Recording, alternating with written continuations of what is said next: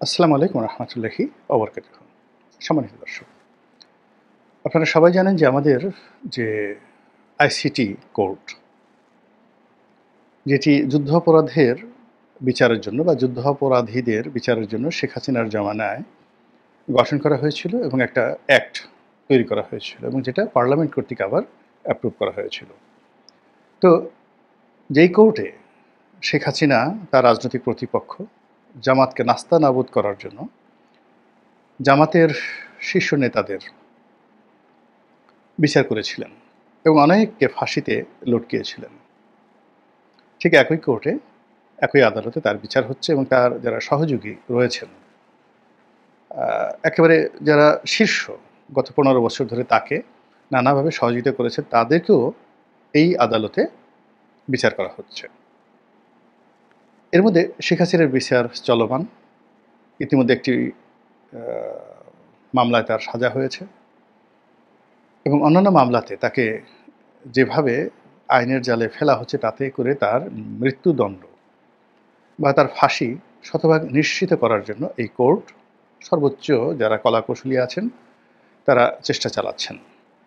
এই বাস্তবতায় যে অভিযোগগুলো তার বিরুদ্ধে আনা হচ্ছে সেটা হলো জুলাই আগস্ট বিপ্লবের সময় যে সহিংসতা হয়েছে, সেই সহিংসতায় রাষ্ট্রীয় বাহিনী যে নির্মমতা প্রদর্শন করেছে, যে গুলাগুলি করেছে, হেলিকপ্টার থেকে গুলি ছুঁড়েছে, গুম করেছে, হাসপাতালে চিকিৎসা দেওয়া হয়নি এবং অনেককে পাখির মতো গুলি করে মেরেছে, যে দৃশ্য আমরা দেখেছি।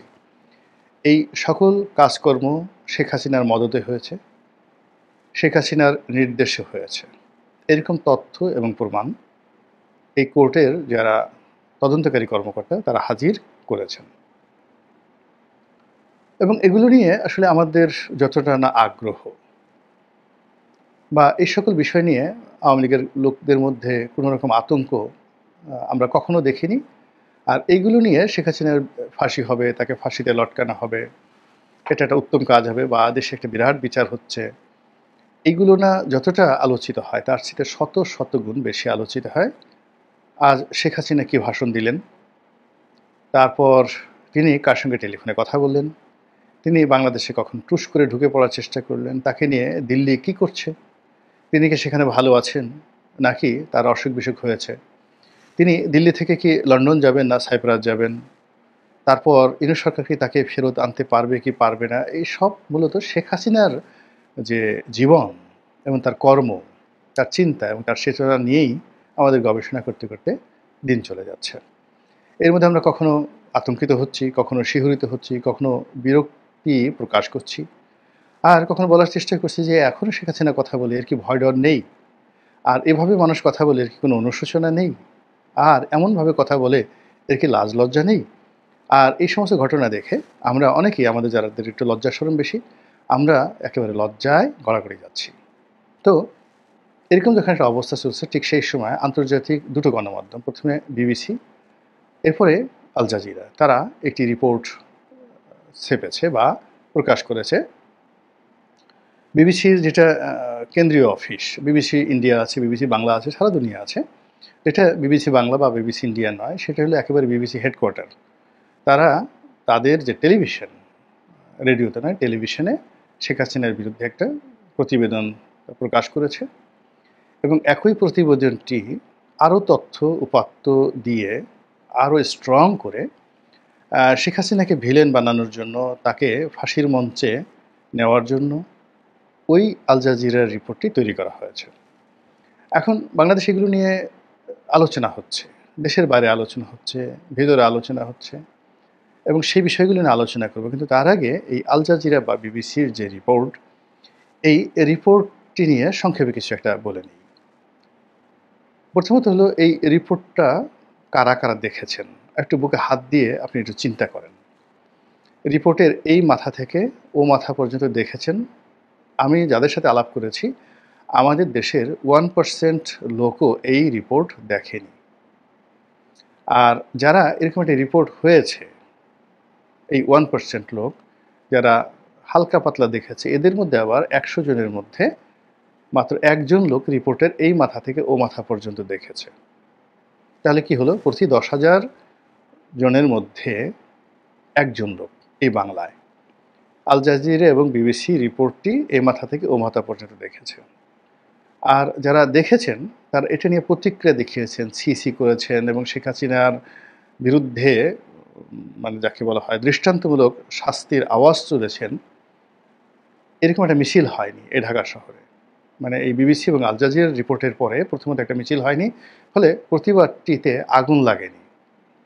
দ্বিতীয়ত হলো যাদের সঙ্গে একান্তে আলাপ আলোচনা করেছি তারা সবাই বলেছেন এ আর নতুন কি, শেখ হাসিনা ক্ষমতায় ছিলেন, তিনিই তো গুলির নির্দেশ দিবেন, তিনি ছাড়া গুলির নির্দেশ কে দিবেন? তারেক জিয়ার কথায় তো আর সেনাবাহিনী গুলি করবে না, জামাতের আমিরের কথায় করবে না, কিংবা ওবায়দুল কাদের সাহেবের কথায় তো আর পুলিশ গুলি করবে না। এখানে পুলিশ, আর্মি যারাই গুলি করেছে, এখানে যে বাহিনী প্রধান যারা আছেন তারা অনেক সময় সহোদ্যোগী করেন, আর সেখানে তাদের যেটা কেন্দ্রীয় কমান্ড থাকে সেই কমান্ডের মাধ্যমে অবশ্যই সেই অনুমতিটা শেখ হাসিনার কাছ থেকে এসছে এবং শেখ হাসিনা এই কাজগুলো করছেন। এটা তো গত 15 বছর ধরে আমরা জানি। তিনি গুম করছেন, তিনি ক্রস ফায়ার করছেন, তিনি জঙ্গি নাটক সাজাচ্ছেন, তিনি পুরো বাংলাদেশকে স্তব্ধ করে রাখার জন্য যে গত 15 বছরে দমন এবং পীড়ন চালিয়েছেন, এটা বাংলাদেশের একটা তেলাপোকাও বুঝতে পারে এবং তারাও জানে। এবং এত কিছু জানার পরেও বিশ্ব গণমাধ্যম, আন্তর্জাতিক অঙ্গন, বিশ্বের যত সব রাষ্ট্রনায়ক তারা শেখ হাসিনার পিছু পিছু ঘুরেছেন স্বার্থের জন্য, দাবিদারির জন্য, প্রয়োজনে অপ্রয়োজনে। আর এখন ডক্টর মোহাম্মদ ইউনূস এত বড় নোবেল লরিয়েট, সারা দুনিয়া ঘুরছেন। তারপর এই এত ভালো ভালো মানবতাবাদী কাজকর্ম করার চেষ্টা করছেন এই বাংলাদেশে। শেখ হাসিনার বিচারের চাইতে আর বড় কি হতে পারে? কিন্তু কোনো রাষ্ট্রপ্রধান তো তাকে পাত্তা দিচ্ছেন না। কোনো দেশ বাংলাদেশকে নতুন মর্যাদায় উন্নীত করছে না, যে একটা নতুন বিপ্লব হলো, গণতন্ত্র হলো, সেখানে যারা এলেন ক্ষমতায় তারা গণতন্ত্রের মানুষপুত্র, তারা বিপ্লবের বরপুত্র, এই সম্মানে অভিহিত করে বিশ্বের কোনো দেশ তো তাদেরকে ওভাবে গণ্য করছেন না। তো ফলে কি হলো, এই যে শেখ হাসিনাকে নিয়ে যে বিবিসি রিপোর্ট বা আল জাজিরা রিপোর্ট, এটা আমাদের জনমনে এটা নিয়ে কোনো যাকে বলা হয় উত্তেজনা নেই, নির্বিকার, ভাবনাহীন। তারা বরং দৈনন্দিন যে তাদের কষ্ট বেদনা, তারপর দৈনন্দিন তাদের যে ক্রোধ, এগুলো নিয়ে তারা ব্যস্ত। সমন্বয়ক নামধারী 5 জন যুবক, আওয়ামী লীগের এক সাবেক এমপি, তার বাসায় গিয়ে তার স্বামীর কাছ থেকে চাঁদা চেয়েছে এবং তাদেরকে ধরা হয়েছে। এটাই বাংলাদেশের সবচেয়ে বড় খবর। আল জাজিরার খবর, এই খবরের যে গুরুত্ব তার 1 লাখ ভাগের 1 ভাগও এই বাংলাদেশে আল জাজিরার এই শেখ হাসিনা বিরোধী যে বক্তব্য, এটি যাকে বলা হয় আলোড়ন সৃষ্টি করতে পারেনি। তার চেয়ে যে গুলশানে চাঁদাবাজ, তাকে ধরা হলো, তাকে চড়-থাপ্পড় মারা হলো, পুলিশ সে মুখ দেখাতে চাচ্ছে না, পুলিশ তার চুলের মুঠি ধরে বা ঘাড় ধরে বা থুতনি ধরে তার মুখ উঁচু করে এই ক্যামেরার সামনে তুলে ধরছে। এই দৃশ্যগুলো নিয়ে আলোচনা হচ্ছে। তাদেরকে ডিম মারা হচ্ছে, কোর্টে লাঞ্ছিত করা হচ্ছে এবং অন্যান্য যারা জুলাই যোদ্ধা রয়েছে তারা রেগে মেগে একেবারে মানে অস্থির। তো এই রাগ আল জাজিরার রিপোর্ট বা বিবিসি রিপোর্ট প্রকাশ করার পর ঢাকার রাজপথে যদি আমরা দেখতাম শেখ হাসিনার কুশপুত্তলিকা দেওয়া হচ্ছে, তার মূর্তি বানিয়ে সেখানে ডিম ছোড়া হচ্ছে, জুতো ছোড়া হচ্ছে, এটা বোঝা যেত যে এটা একটা পাবলিক রিয়াকশন। সেই পাবলিক রিয়াকশন কিন্তু হচ্ছে না। এই গেল এক পার্ট। 2 পার্ট হলো, বা দ্বিতীয় পর্ব যেটি হলো সেটা হলো এই বিবিসি রিপোর্ট এবং আল জাজিরার রিপোর্ট, এটা নিয়ে আওয়ামী লীগ কী ভাবছে বা শেখ হাসিনা কী ভাবছে। আমার সিক্স সেন্স যেটা বলছে সেটা হলো এই ধরনের সাংবাদিকদেরকে নিজের দরবারে রেখে তাদেরকে নানা রকম ফুড ফরমাশ দিয়ে গত 15 বছর শেখ হাসিনা কাউকে রাজা বানিয়েছেন, কাউকে প্রজা বানিয়েছেন, কাউকে ভিলেন বানিয়েছেন, কারো জীবন তছনছ করে দিয়েছেন। এরপর তার অনুগত তাবেদার লোকদেরকে দিয়ে তিনি পত্রপত্রিকা গণমাধ্যম বের করেছেন। তিনি সাংবাদিকদের প্লট দিয়েছেন এবং তাকে খুশি করার জন্য সাংবাদিকরা তারেক রহমান সাহেবের নাম পর্যন্ত উচ্চারণ করেনি, জামাতের নাম পর্যন্ত উচ্চারণ করেনি। এমনকি মানে বিএনপিপন্থী যে সকল টেলিভিশন ছিল, বিএনপির মালিকদের যে সকল পত্রপত্রিকা ছিল, জামাতের মালিকদের যে সকল পত্রপত্রিকা ছিল, সেখানে একবারও বিএনপি জামাতের নাম উচ্চারণ করার মতো মানুষ এই 2024 সনের জুলাই আগস্টে ছিল না। এটা হলো বাস্তবতা। ফলে সংবাদপত্র কি, সাংবাদিক কি, এখানে কিভাবে কাজ হয়, কিভাবে কাজ করা হয় এবং এখানে যা কিছু হয় এটার effect, side effect, after effect কী হয়, এটা রাজনীতিবিদদের মধ্যে শেখ হাসিনার চাইতে ভালো বুঝেন না।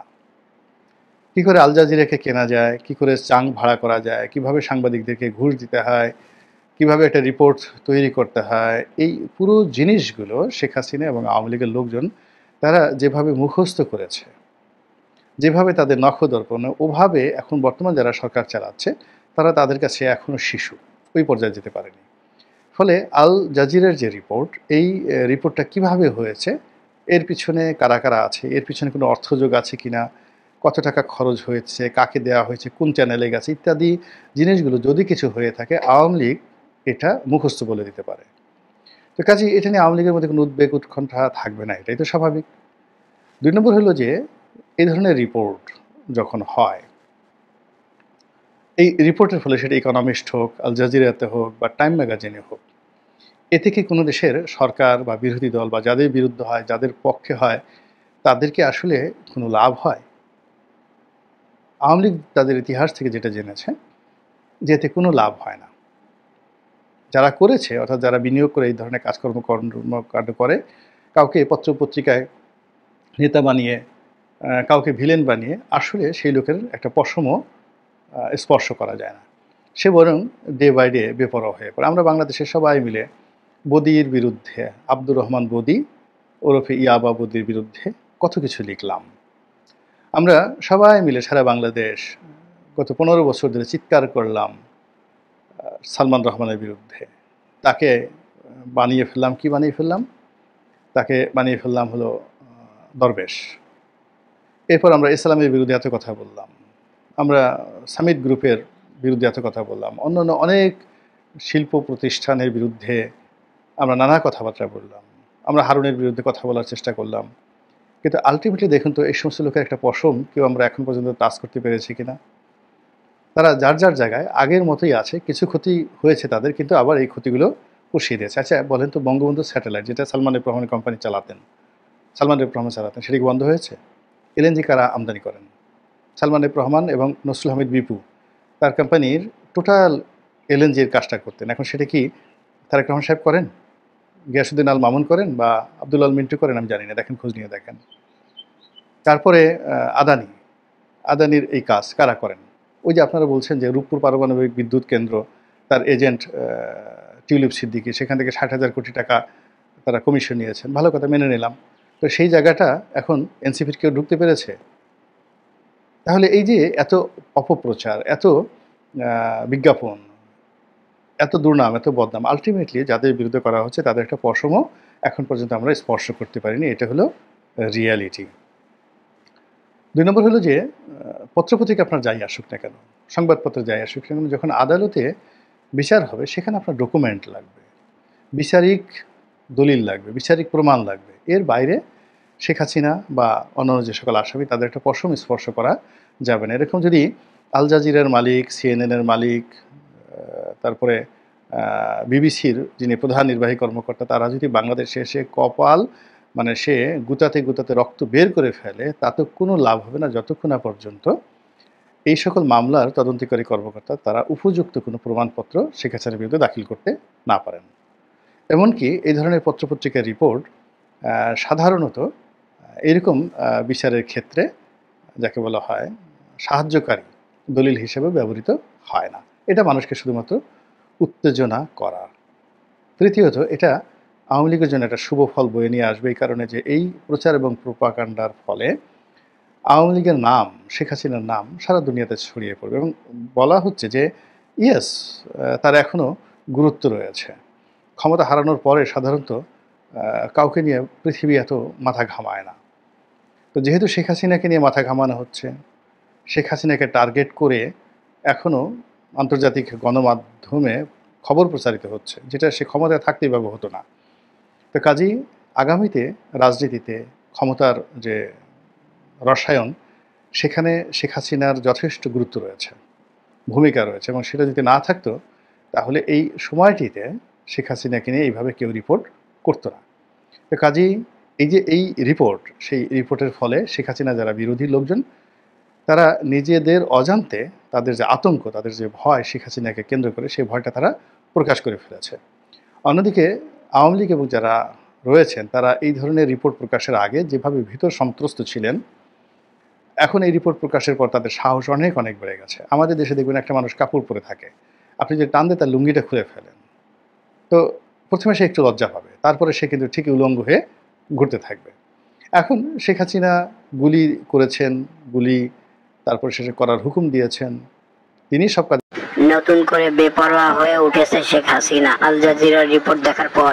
এবং এই বিষয়গুলো নিয়ে আওয়ামী লীগের লাজ ছিল, লজ্জা ছিল, ভয় ছিল, আতঙ্ক ছিল, এবং সেটা যখন আমরা ওপেন করে দিয়েছি এবং জনগণ বা যারা রাজনীতিতে রয়েছেন তারা যখন এই বিষয়গুলো নিয়ে খোলামেলা আলাপ আলোচনা করছেন, তখন আওয়ামী লীগের যে স্বাভাবিক লাজ লজ্জা, সংকোচ, ভয়, দ্বিধা, শঙ্কা, এই সব জিনিসগুলো কর্পূরের মতো উঠে গেছে এবং তারা এখন বেপরোয়াভাবে বলা শুরু করবে যে হ্যাঁ ঠিকই তো করেছে, এটা ছাড়া কি দেশ শাসন করা যায়?